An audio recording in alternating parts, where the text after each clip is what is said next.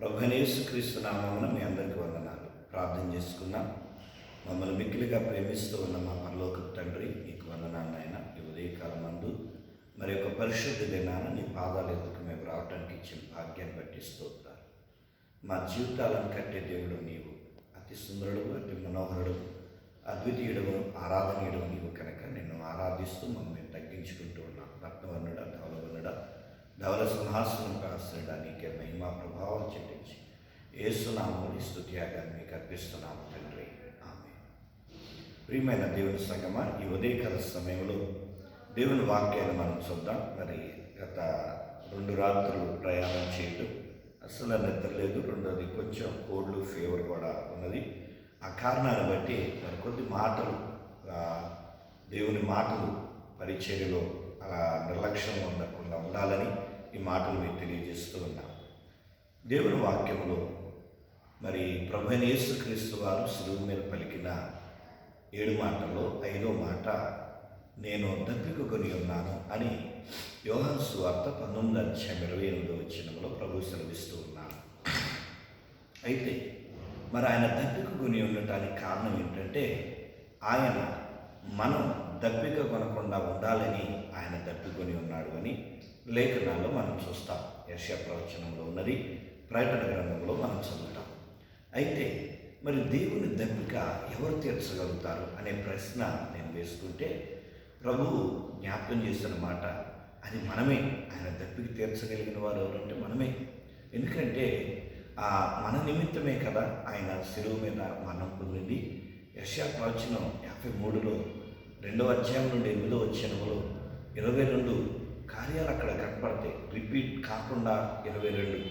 ఆయన ఎన్నిక లేనివాడుగా ఉన్నాడు, ఆయన మౌనంగా ఉన్నాడు, అతిక్రమము నొందినవాడుగా ఉన్నాడు, అక్రమమైన తీర్పు పొందినవాడుగా ఉన్నాడు, అలాగే అతిక్రమమైన క్రమం కాని తీర్పు తీర్చబడిన వాడై ఉన్నాడు, అలాగే వ్యసనాక్రాంతుడయ్యాడు, ఎండిన భూమిలో లేత మొక్కవలె ఉన్నాడు, సొగసైన స్వరూపమైన లేదు, మనుషులు చూడనల్లని వాడిగా ఉండెను అని ఇలాగ 22 విషయాలను మనం అక్కడ చూడగలుగుతాం. అయితే ఎందుకొరకు ఇవన్నీ అంటే మన కొరకు, మన నిమిత్తమే ఇవన్నీ కూడా ఎంత శోధన వేదన ఆయన పొందారు. ఆయన పరిచర్య ప్రారంభమే ఆకలితో. మత్తయి సువార్త 4లో చూస్తాం, అపవాది వచ్చాడు ఈ రాళ్ళు రొట్టెలుగా చేసుకుని తినని. అలాగే ఇక్కడ పరిచర్య ముగింపులో నేను దప్పికొని ఉన్నాను కనుక ఆయన ఆకలి తీర్చాలన్నా, ఆయన దప్పిక తీర్చాలన్నా ఎవరు అని అంటే అది మనమే. మరి ఎలా తీర్చగలుగుతాం అంటే, అపోస్తలుడైనటువంటి పౌలు కొరింథీయులకు రాసిన మొదటి పత్రిక 23వ అధ్యాయం నుండి 23వ వచనం నుండి ఆడ ప్రభుబల గురించి వ్రాయబడుతున్నది. ఈ ప్రభుబలలో 2 విషయాలు ఆయన జ్ఞాపకం చేస్తాడు. ఒకటి ఐక్యత కలిగి ఉండాలని, రెండవదిగా స్తుతులు చెల్లించే వారంగా ఉండాలి అని. అంటే వాళ్ళు కొరింథీ సంఘంలో ఉన్న విశ్వాసులు ఏం చేస్తున్నారంటే, వాళ్ళు వెళ్ళి బలవంతులు వెళ్ళిపోయి వాళ్ళ రొట్టె తీసుకొని తినేస్తూ ఉన్నారు. వాళ్ళ బలహీనలు వాళ్ళకి దొరకట్లేదు.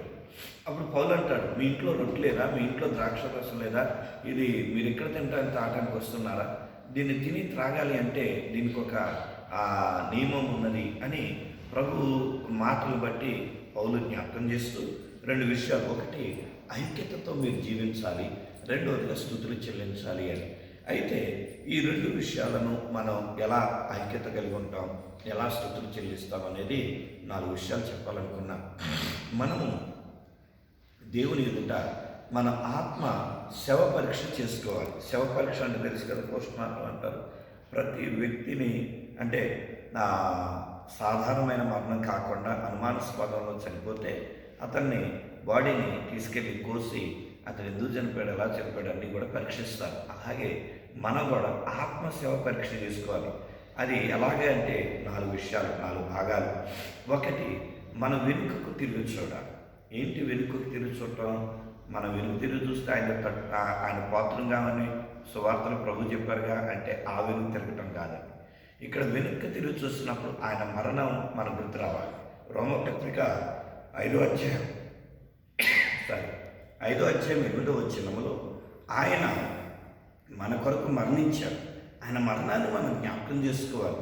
మరి ఆయన ఎలాగా, ఎందుకు మరణించాడు, ఆయన మన కొరకు ఏం చేశాడు, మనం ఏం చేస్తూ ఉన్నాం అనేది మనం ప్రతిదీ కూడా గుర్తు రావాలి. ఉదాహరణకి నేను ఒక స్క్రీన్ అనిమాలు ఈ స్క్రీన్ గుర్తొచ్చింది నాకు. దాని ఎంత దగ్గర చూడగానే స్క్రీన్ కనపడింది. ఆ స్క్రీన్ ఎక్కడిది, అది ఎవరిచ్చారు, ఎలా వచ్చింది, మరి ఇది పెట్టడానికి ఈ మందిరం ఎప్పుడు కట్టాం, మరి దాని ముందే ఉంది, దాని ముందే ఉంది, ఇలా గుర్తు చేసుకుంటే ఒక చిన్న ఇంట్లో, ఆ తర్వాత బయట వరండాలో, ఆ తర్వాత పైన ఫ్లెక్సీలు కట్టుకొని, ఆ తర్వాత స్కూల్లో అక్కడ చూస్తే అన్నమాట బ్లాక్ బోర్డు అంత దుమ్ము, ఆ తర్వాత మందిరం కింద కట్టుకున్నాం, ఆ తర్వాత పైన కట్టుకొని ఇల్లు పెట్టుకున్నాం. ఇన్ని గుర్తొచ్చినాయి నాకు.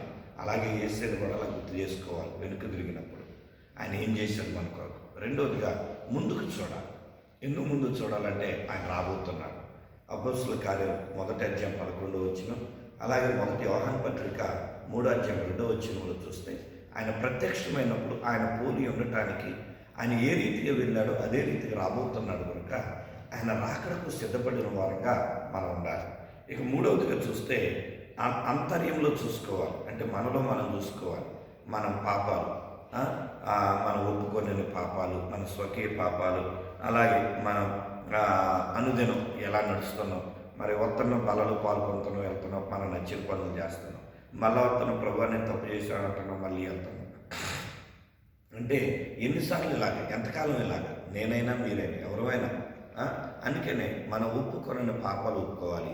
మనం ఎలాంటి నడవడిక నడుస్తున్నాం ఇదంతా కూడా పరీక్షించుకోవాలి. ఇది మూడవది. అంటే మనలో మనం చూసుకోవాలి. 1 వెనక్కి, 2 ముందుకి, 3వదిగా మనలో. ఇప్పుడు 4వదిగా మన చుట్టూ చూడాలి. అంటే ఇతరులను విమర్శించడానికి, ద్వేషించడానికి కాదు. మన చుట్టూ ఏం చూస్తాం అంటే ఎవరిని ఎలాగా తప్పులు పట్టుకున్నాం అని చూడటానికి చూస్తాం. అది కాదు. మన సమాజంలో ఏం జరుగుతుంది, సమాజంలో ఎలాంటి నీడ్స్ ఉన్నాయి. యేసు ప్రభు వారు దయ చూపించారు, కనికరం చూపించారు, జాలి చూపించారు. ఒక వ్యక్తి రోడ్డు మీద పడిపోయి ఉంటే, గాయాలతో ఉంటే దేవుడు ప్రభు జాలి చూపించారు.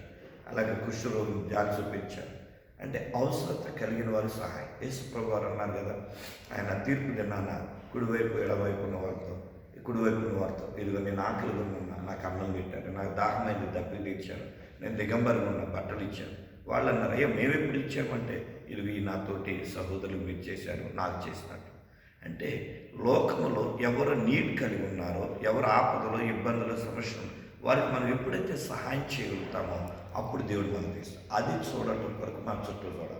మన చుట్టూ సమాజం ఎలాంటి అవసరత కలిగిన చూడాలి, నశించే వారిని చూడాలి, వాళ్ళని పట్టుకోవాలి, రక్షించాలి.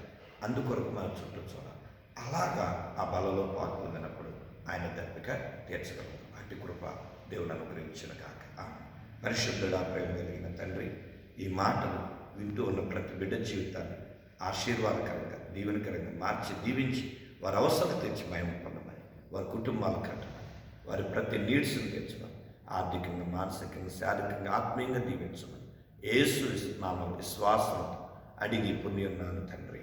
ఆమె తండ్రి, కుమార, పరిశుద్ధాత్మ త్రియేక దేవుని సన్నిధి తోడైండి దీవించును గాక. ఆమె.